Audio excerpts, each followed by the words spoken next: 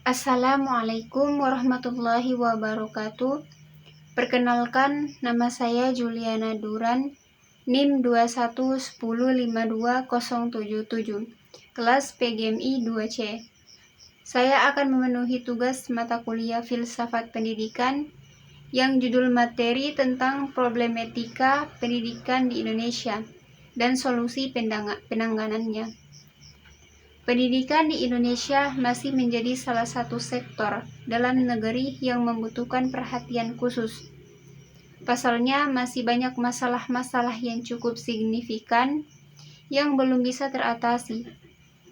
Memang tak bisa dipungkiri, mengatasi masalah yang mendasar bukanlah hal yang mudah. Apalagi jika masalah tersebut sudah terjadi dalam waktu lama. Pasti untuk membenahinya dibutuhkan proses yang tidak sebentar pula. Nah, sebelum kita membahas lebih lanjut mengenai bagaimana cara mengatasi permasalahan pendidikan di Indonesia, mari kita kupas terlebih dahulu apa saja permasalahan pendidikan yang masih belum bisa dipecahkan hingga saat ini. Nah, yang pertama,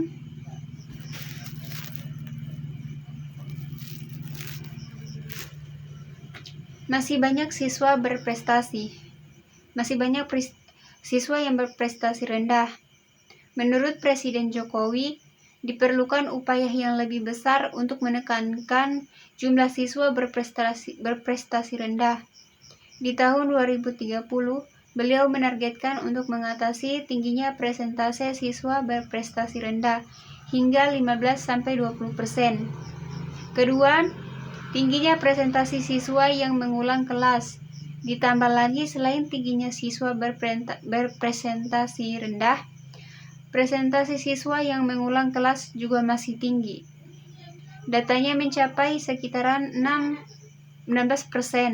Jumlahnya terbilang tinggi karena lebih banyak 5% dibandingkan rata-rata presentasi dari negara-negara OECD.